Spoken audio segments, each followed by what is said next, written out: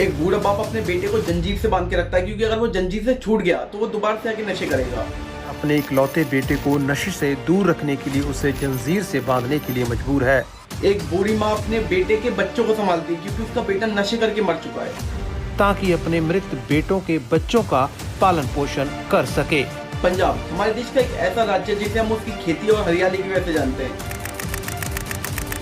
But कुछ time से पंजाब में इतना सब कुछ चल रहा है, इतने सारे नशे चल रहे हैं जिसकी वजह से लोग जल रहे हैं, हमारे देश के युवा जल रहे हैं। और ये नशा सिर्फ पंजाब तक सीमित नहीं रहता, ये नशा आता है उत्तर प्रदेश, दिल्ली, हरियाणा, ऐसे ही काफी सारे राज्यों में फैलता है। वैसे मैं इस वीडियो को काफी टाइम पहले बनाना चाहता था, बट मैंने सोचा कि पहले छोटे मोटे टॉपिक्स कवर कर लेते हैं और साथ में अच्छी खासी रिसर्च कर लेते हैं।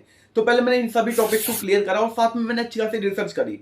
उसके बाद मुझे पता चला हम लोग जिस लेवल का नशा समझते हैं ना पंजाब में, उससे बहुत बड़ा लेवल, उससे बहुत बड़ा रैकेट चल रहा है, जो कि सिर्फ अपने देश तक सीमित नहीं है। ये आ रहा है अफगानिस्तान, पाकिस्तान से होते हुए इंडिया में। अब मैं तुम्हें बताने वाला हूँ ये किस तरीके से इंडिया में आता है। देखो, इंडिया में नशा 3 तरीके से लाया जाता है। सबसे पहला इंटरनेशनल बॉर्डर, दूसरा है जो इंडिया की फार्मा लैब्स होती हैं, केमिकल लैब्स होती हैं, उनके थ्रू। हाँ, इनका भी बहुत तगड़ा कंट्रीब्यूट होता है इन सब चीजों में। और जो तीसरा है वो है इंडिया के अलग अलग स्टेट के बॉर्डर से। सबसे पहला इंटरनेशनल रूट, आपको पता है अफगानिस्तान, पाकिस्तान से ही नशा लाया जाता है इंडिया में। सबसे पहले लाया जाता है पंजाब का एक फिरोजपुर नाम की जगह है। फिरोजपुर को हब बना चुके हैं ये लोग वहां से, क्योंकि सबसे पास का बॉर्डर पड़ता है 15-20 किलोमीटर के एरिया में। वहां से ही बॉर्डर पार करके ड्रोन्स वगैरह इस तरीके से आता है। ठीक है, सबसे पहली चीज तो ये हो गई, फिरोजपुर में लाया जाता है। फिर फिरोजपुर से अलग अलग चंडीगढ़ वगैरह ऐसे हाईटेक सिटी में, अच्छी खासी सिटी में ये सब चीजें डिलीवर करी जाती हैं। फिर वहां से पूरे देश भर में होता है। सबसे पहले तो ये हो गया।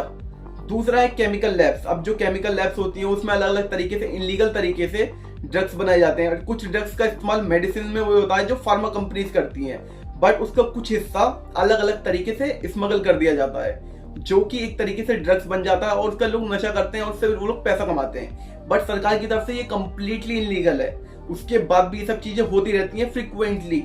अब कुछ इंडिया के रूट्स जो कि है उत्तर प्रदेश, दिल्ली और साथ ही साथ राजस्थान का, ठीक है, इनमें अलग अलग तरीके से हाथ, चरस, गांजा, ये सब चीजें पंजाब में लाई जाती हैं। और ये ट्रांसपोर्ट के जरिए ट्रक वगैरह हो गया, अलग अलग तरीके से, बहुत तरीके बना रखे हैं इन लोगों ने। कुछ लेडीज के हाथ, बच्चों के हाथ, अलग अलग तरीके से ट्रांसपोर्ट किया जाता है इन सब चीजों को। आप लोगों को क्या लगता है कि हाँ भाई, एक तरफ बैठा हुआ बंदा दूसरी तरफ सप्लाई कर रहा है, ये ऐसे खेल हो रहा है? बट ऐसा बिल्कुल भी नहीं है। इसमें पॉलिटिक्स भी जुड़ी हुई है, साथ ही साथ माफियाज भी जुड़े हुए हैं। ये बहुत छोटा गेम नहीं है, बहुत बड़ा गेम है। जब मैंने इसकी रिसर्च करी ना, पहले मैं सोचता था कि बहुत छोटा गेम है भाई, ये एक तरीके से नशा उठाया, बेच दिया, ठीक है, पैसे कमा लिए। बट ये किस तरीके से फैला हुआ है ना, पूरे देश में फैला हुआ है ये, और बहुत अलग अलग तरीके से फैला हुआ है। इसमें इंटरनेशनल लोग भी जुड़े हुए हैं और नेशनल लोग भी जुड़े हुए हैं, जिनका इस वीडियो में कोई जिक्र नहीं होने वाला, क्योंकि भाई मैं। अब आता है इसमें माफिया का रोल। अब सोचो कि इसमें माफिया कैसे कमा सकता है। ठीक है, ये उसने इंपोर्ट करा, फिर एक्सपोर्ट कर दिया अलग अलग राज्यों में, उसने कमा लिया पैसा।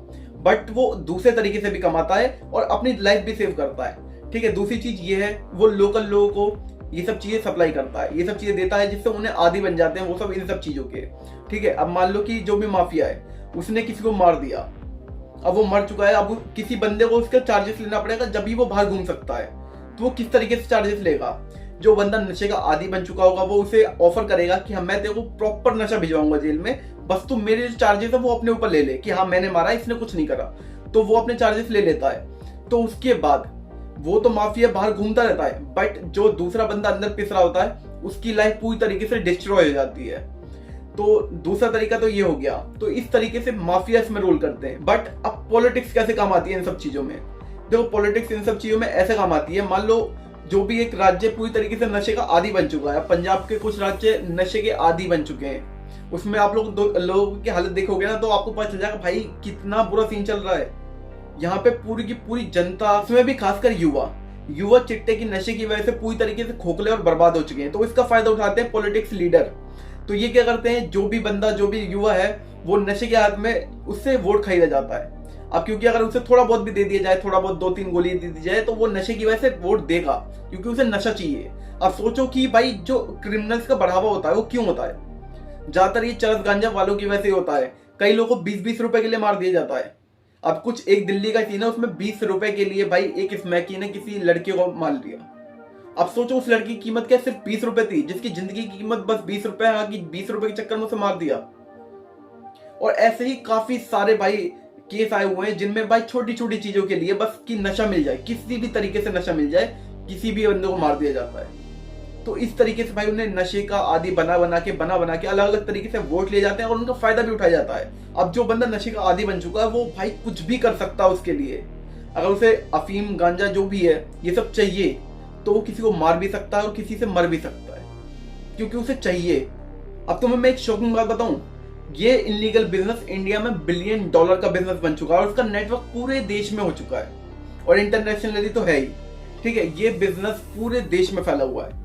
और जब मैंने इसमें रिसर्च करा तो मुझे पता चला इसमें क्रिप्टो हवाला और साथ ही साथ डार्क वेब भी है शामिल है। तो इस तरीके से भाई इसमें अलग अलग तरीके से पैसा कमाया जाता है। अब तुम्हें मैं एक शॉकिंग बात बताऊं, इंडिया में ये इलीगल बिजनेस $1 बिलियन का बिजनेस हो चुका है और ये पूरे देश में फैला हुआ है। ठीक है, कोई एक राज्य भी ऐसा नहीं होगा जिसमें ये सब ना हो। अब सोचो, ये बिजनेस जब पूरे देश की रगों में फैला हुआ है तो देश के युवाओं को क्या होगा, जो यंगस्टर्स है उनका क्या होगा। हाँ भाई, वो तो पूरे नशे में आ चुके हैं और भाई यही सब तो चाहते हैं पाकिस्तान वाले लोग। ये चाहते हैं कि इंडिया का जो युवा है वो खोखला पड़ जाए, और वो खोखला पड़ गया तो पूरा देश खोखला पड़ जाएगा। तो यही तो इंटरनेशनल लोग चाहते हैं भाई कि इंडिया इस तरीके से कमजोर बने। अगर दूसरे तरीके से नहीं बन पा रहा, पॉलिटिकली तो है ही कमजोर, दूसरे तरीके से नहीं बन पा रहा तो इस तरीके से भी बनाओ। और जब मैं थोड़ा और डीप रिसर्च करी तो उसके बाद मुझे पता चला ये सिर्फ एक ड्रग्स का धंधा नहीं है, ये एक पैरेलल इकोनॉमी बन चुका है जो पूरे देश को अलग अलग ब्लैक तरीके से चला रहा है। ठीक है, अब मैं इसमें तुम्हें बताता हूँ कैश का फ्लो कैसे होता है, पैसों का फ्लो कैसे होता है। अब जो ड्रग्स वगैरह खरीदे जाते हैं उसे बिक के आता है ब्लैक मनी। अब ब्लैक मनी को डायरेक्ट बैंक में डाल नहीं सकते तो उसे हवाला के थ्रू किसी दूसरे देश में भेजा जाता है। अब वो दूसरे देश में गया, फिर उससे व्हाइट होकर उसे क्रिप्टो में डाल दिया जाता है और उसे अलग अलग बिजनेस में इन्वेस्ट कर दिया जाता है। तो यानी कि वो पैसा पूरी तरीके से मनी लॉन्ड्रिंग के थ्रू घूम फिर के आके साफ हो चुका है और वही काला पैसा इंडिया में आके सफेद हो चुका है। यानी कि भाई कितने अलग अलग तरीके से लोगों के पास कितने ऑप्शंस हैं भाई पैसे को व्हाइट करने के, और हमारे देश की सरकार इसमें कुछ भी नहीं कर पा रही। हमारे देश की क्या, किसी भी देश की सरकार इसमें कुछ नहीं कर पा रही। हवाला एक ऐसा सिस्टम बन चुका है जिसमें करोड़ों की ट्रांजैक्शन बस एक नोट से हो जाती है, एक वर्ड से हो जाती है। और आपको डार्क वेब का तो पता ही है कि इसमें सेल परचेज की जाती है इलीगल चीजें, चाहे वो गन हो, बॉम्ब हो या फिर ड्रग्स वगैरह हो, यहाँ तक कि ह्यूमंस भी। अब सोचो डार्क वेब की वजह से इन लोगों को कितने बायर्स और सेलर्स मिल जाते होंगे और ये इलीगल काम आसानी से कर सकते हैं। बट इसके थ्रू काफी सारे लोगों की जिंदगियां बर्बाद होती हैं और इसका आज मैं कुछ सॉल्यूशन भी लाया हूं जो कि मैं तुम लोगों को इस वीडियो में बताना चाहता हूं। सबसे पहली चीज है एंटी ड्रोन सिस्टम, जो कि पंजाब गवर्नमेंट ऑलरेडी कर चुकी है, जो कि एक बहुत अच्छा कदम है, जिसकी वजह से बाहर से जो भी ड्रोन्स वगैरह आते हैं जिसमें वेपन भी होते हैं और साथ ही साथ ड्रग्स भी होते हैं, वो सिग्नल खुल के बॉर्डर पे ही गिर जाते हैं। अब जो दूसरी चीज है वो है लोकल लैब्स और फार्मा डाइवर्सन पे नजर रखना। अब जो गली गली में लोकल लैब्स बन रहे हैं जिनकी वजह से नशे वगैरह हो रहे हैं, इन सब चीजों पे रोक लगाना, और जो फार्मा कंपनीज हैं इनमें थोड़ा बहुत भी दिक्कत पाई जाती है जिसकी वजह से डाइवर्सन वगैरह किया जाता है केमिकल्स का या ड्रग्स का, तो तुरंत उस कंपनी का लाइसेंस बंद करना चाहिए। लाइसेंस जब्त, कंपनी बंद। तो इसकी वजह से भाई काफी सारे लोगों को सबक मिलेगा और ये सब चीजें बहुत नॉर्मली तरीके से बंद हो जाएंगी और धीरे धीरे ये सब नशा अपने आप कम होना चालू हो जाएगा। और जो थर्ड पॉइंट है वो है पॉलिटिक्स और गैंगस्टर्स का नेक्सस तोड़ना। अब चाहे इसमें कोई भी पाया जाए, चाहे बड़ा पॉलिटिक्स लीडर क्यों ना हो या फिर बहुत बड़ा गैंगस्टर क्यों ना हो, उसे कोर्ट में लाके खड़े करना और साथ में ईडी और एनआईए जैसी एजेंसीज को परमानेंट टास्क फोर्स देना जो पॉलिटिक्स लिंक्स को इन्वेस्टिगेट कर सके। चाहे इसमें बड़े से बड़े पॉलिटिक्स लीडर क्यों ना हो या फिर बड़े से बड़ा अधिकारी क्यों ना हो, हर किसी को इन्वेस्टिगेट कर सके और उन्हें पूरी छूट देनी चाहिए, जिससे चाहे वो किसी भी लेवल का अधिकारी हो, चाहे मुख्यमंत्री क्यों ना हो, उसे घसीट के लाया जाए कोर्ट में। अब जो फोर्थ पॉइंट है वो है डार्क वेब, मनी लॉन्ड्रिंग और हवाला पे वार।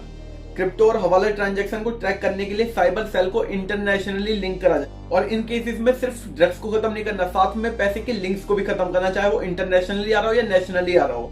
हर तरीके से पूरी तरीके से पैसे को लिंक को खत्म करना है, जिससे इस देश में किसी भी तरीके से नशा ना आ सके और जो बन रहा है वो भी पूरी तरीके से खत्म हो सके। सिर्फ दवाइयों में जो इस्तेमाल हो रहा है, जो लीगल प्रॉपर्टी है, जो लीगल तरीके से इस्तेमाल हो रहा है, सिर्फ वही चल सके और बाकी किसी भी तरीके से इस देश में नशा ना आ सके। और जो युवा इन सब चीजों में लग गया है वो हेल्पलाइन नंबर इधर लिखा हुआ है, उस पर जाके संपर्क करें, वरना फिर आपका और आपके माँ बाप का हाल उन्हीं लोगों की तरह हो जाएगा जो इन सब चीजों से सफर कर रहे हैं। आई होप आपको ये वीडियो पसंद आई होगी। वीडियो पसंद आई तो फटाफट से आगे इस वीडियो को लाइक कर दो। तो मिलते हैं नेक्स्ट वीडियो में, बाय बाय।